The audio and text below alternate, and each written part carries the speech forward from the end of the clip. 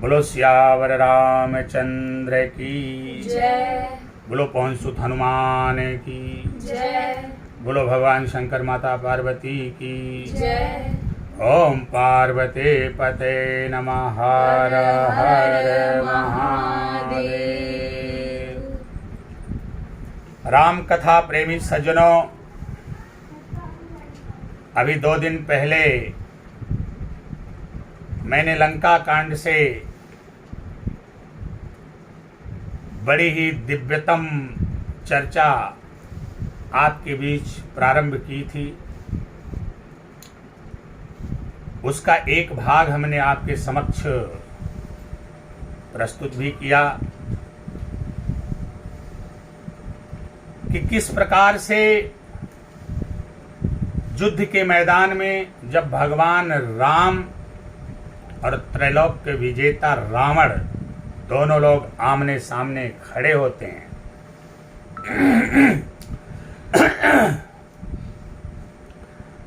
तो भक्त विभीषण ने देखा कि रावण अपने अजेय रथ पर सवार है,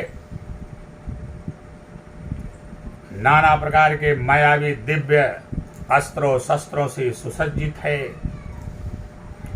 अभेद्य कवच को भी उसने धारण किया हुआ है। परंतु यहाँ प्रभु श्री रामचंद्र जी वलकल वेशधारी नंगे पांव पैदल हैं, हाथ में केवल धनुष और बाण है। तो किस प्रकार विभीषण के मन में अधीरता उत्पन्न हुई, किस प्रकार से विभीषण के मन में संशय उत्पन्न हुआ, इसकी चर्चा हमने पिछले भाग में किया।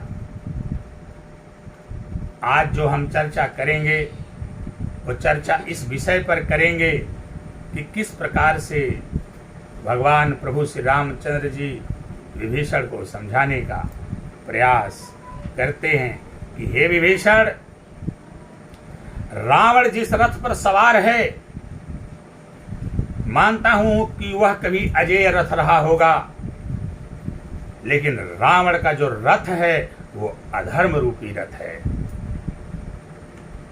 उसका रथ लौकिक है, उसका रथ गोचर है जो तुम्हें दिखाई पड़ रहा है, परंतु इस रथ पर आरूढ़ होकर के कभी भी विजय प्राप्त नहीं की जा सकती, कभी भी धर्म को पराजित नहीं किया जा सकता।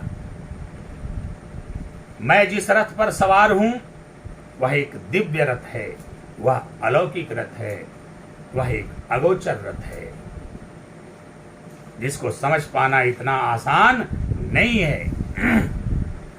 फिर भी भक्त विभीषण ने प्रभु श्री रामचंद्र से अनुनय किया, विनय किया कि हे प्रभु,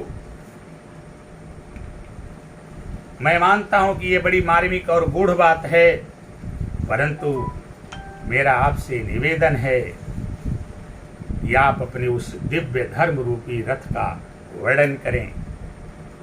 प्रेमी सज्जनों, एक बात यहां पर बताते चले, यह वार्तालाप मैंने इसीलिए उठाया कि इस भक्त विभीषण और भगवान श्री रामचंद्र जी के बीच ये जो वार्तालाप हुई है वह हमें जीवन में बहुत ही उच्च कोटि की शिक्षा प्रदान करती है। इस वार्तालाप को अगर हम ध्यान से सुने तो हमें ये अवश्य ज्ञान होगा कि जिंदगी में आने वाली समस्याओं, परेशानियों, बाधाओं से किस प्रकार से छुटकारा पाया जा सकता है। उनसे छुटकारा पाने के लिए हमारे पास कौन कौन से गुण होने चाहिए, उन गुणों के किस रथ पर हमको रथारूढ़ होना चाहिए, ताकि हम सामने कितनी ही बड़ी विपदा और समस्या क्यों न हो उससे पार पा सकें। तो आइए प्रेम पूर्वक भगवान ने विभीषण को समझाते हुए क्या कहा उसको श्रवण करते हैं। बाबा गोस्वामी तुलसीदास जी बड़े सुंदर शब्दों में लिखते हैं। विभीषण की अधीरता को देखने के बाद, विभीषण की व्यग्रता को देखने के बाद और विभीषण का अपने प्रति प्रेम देखने के बाद, विभीषण का अपने प्रति अनुराग देखने के बाद, विभीषण का अपने प्रति स्नेह देखने के बाद, विभीषण का अपने प्रति लगाव देखने के बाद विभीषण का अपने प्रति आदर देखने के बाद, विभीषण का अपने प्रति सम्मान देखने के बाद प्रभु श्री रामचंद्र जी मुस्कुराने लगे। और उनको मुस्कुराहट इस बात पर और आई कि ये प्रेम की पराकाष्ठा है कि विभीषण इतने ज्ञानी होने के बावजूद भी, सारी महिमा को जानते हुए भी प्रेम के वशीभूत होकर के अनजान और अनभिज्ञ बने हुए हैं। ठीक इसी प्रकार जब कोई व्यक्ति किसी से सर्वाधिक प्यार करता है तो उसके प्रति ऐसे ही अनभिज्ञ और अज्ञान बन जाता है और उसकी सारी बातों को वो फॉलो करता है और सारी बातों का अनुकरण करता है, सारी बातों का सम्मान करता है। विभीषण के इस अगाध प्रेम को देखने के बाद भगवान प्रभु श्री रामचंद्र जी मुस्कुराते हुए विभीषण को समझाते हुए कहते हैं, बाबा गोस्वामी तुलसीदास जी ने बड़े सुंदर शब्दों में लिखा। प्रभु श्री रामचंद्र जी ने विभीषण से कहा कि सुनहु सखा, अरे कह कृपा निधाना, सुनहु सखा कह कृपा निधाना, सुनहु सखा। हे सुनहु सखा कह कृपा निधाना, सुनहु सखा कह कृपा निधाना। जहि जय होई सो स्यंदनयाना, जहि जय होई सो स्यंदनयाना, जहि जय होई सो। बोलो सियावर रामचंद्र की जय। प्रभु श्री रामचंद्र जी ने विभीषण को समझाते हुए कहा कि हे विभीषण, जिस रथ पर सवार होकर के विजय प्राप्त की जाती है वह रथ तो कोई और होता है, वह रथ दूसरा होता है और वह रथ रावण के पास नहीं है। उस रथ पर मैं सवार हूं। तो विभीषण ने प्रभु श्री रामचंद्र से अनुनय किया, विनय किया कि हे प्रभु, कृपया आप अपने उस रथ का वर्णन एक बार कर देते तो हमारे लिए भी और इस पूरे संसार के लिए भी बहुत अच्छा होता कि किस रथ पर सवार होकर के विजय प्राप्त करनी चाहिए। तो भगवान प्रभु ने अपने रथ का वर्णन करते हुए कहा कि देखो हमारा रथ क्या है और उस रथ में क्या क्या लगे हुए। बोलो सियावर रामचंद्र की जय। उन्होंने कहा कि सौरज धीरज, अरे ते ही रथ चाका, सौरज धीरज ते ही रथ चाका। हे सौरज धीरज ते ही रथ चाका, सौरज धीरज ते ही रथ चाका। सत्यशील दृढ़ ध्वजा पताका, सत्यशील दृढ़ ध्वजा पताका, सत्यशील दृढ़। प्रभु श्री रामचंद्र जी ने कहा कि मेरे अंदर जो शौर्य है, मेरे अंदर जो धैर्य है, वो मेरे रथ के ध्वजा और वो मेरे रथ के दोनों चक्के हैं, दोनों पहिए हैं।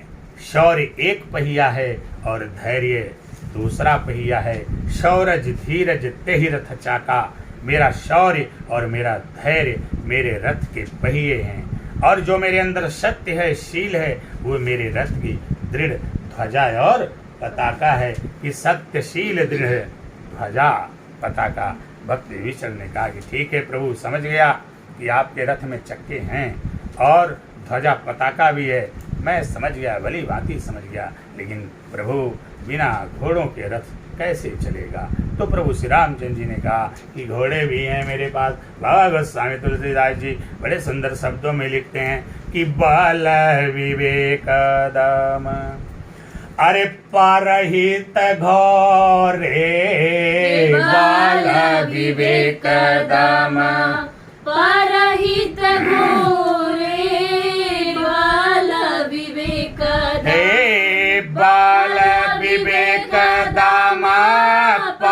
परहित घोरे बाल विवेक दम परहित घोरे क्षमा दया सम तारा जुजोरे क्षमा दया सम तार जुजोरे क्षमा दया सम। उन्होंने कहा विभीषण मेरे पास 4 घोड़े हैं। मेरा जो बल है वो पहला घोड़ा है, जो मेरा विवेक है वो दूसरा घोड़ा है, जो मेरे अंदर दम अर्थात इंद्रिय निग्रह है वो मेरा तीसरा घोड़ा है, और जो मैं दूसरों की भलाई अर्थात परहित करता हूँ वो मेरा चौथा घोड़ा है।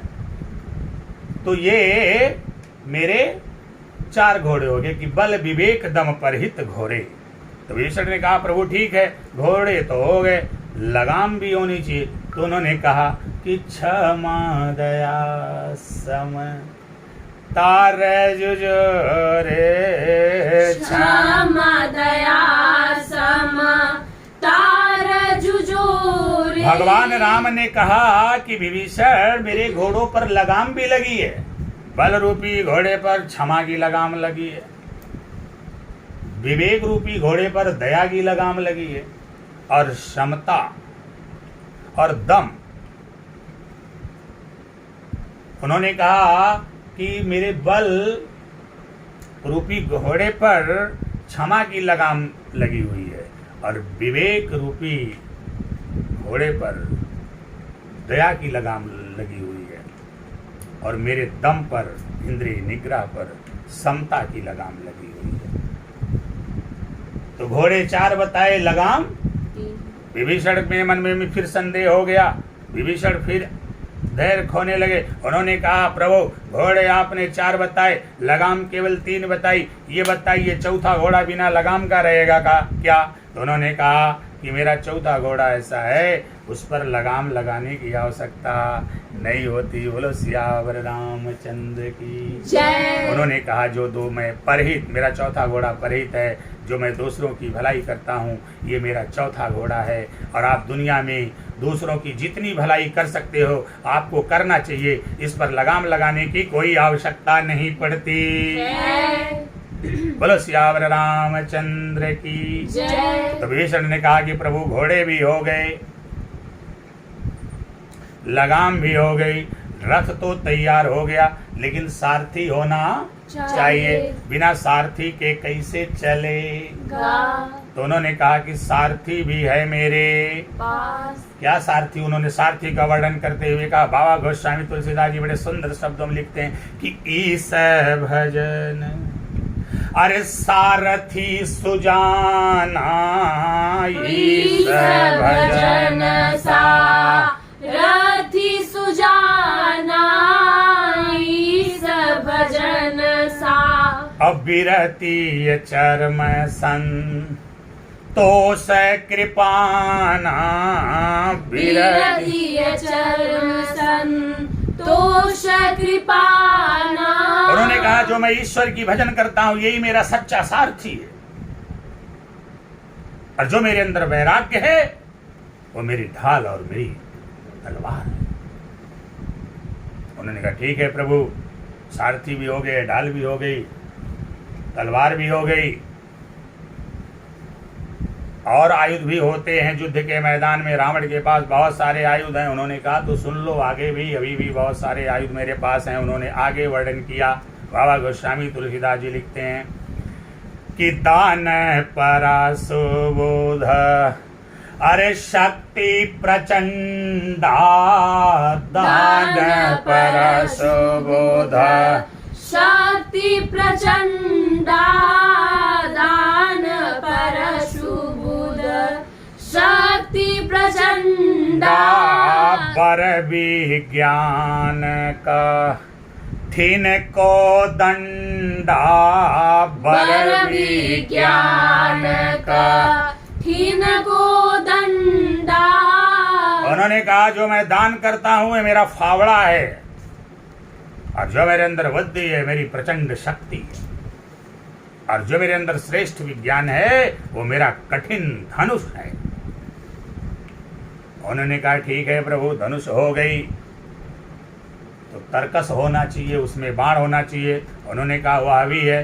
बाबा गोस्वामी तुलसीदास जी महाराज जी आगे लिखते हैं कि अमल अचल मन अरे त्रोन समाना, अमल अचल मन त्रोण समाना, अमल अचल मन त्रोण समाना, संयम नियमशी लीमोखना, संयम नियमशी लीमुखनाना, संयम नियम। उन्होंने कहा कि जो मेरा अमल और अचल मन है ये मेरे तर्कश हैं, जो मेरे अंदर संयम और नियम है ये मेरे बाण हैं।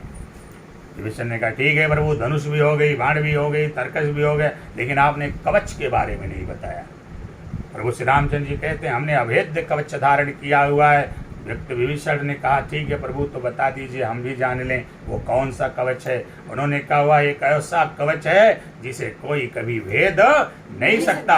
उन्होंने कहा कि कवच अभेद्या, अरे विप्र गौर पूजा कवच अभेद्या, विप्र गुरु पूजा हे कवच अभेद्या, विप्र गौर पूजा कवच अभेद्या, विप्र गौर पूजा, यही सम विजयऊ पायन दूजा, यही सम विजयऊ पायन दूजा।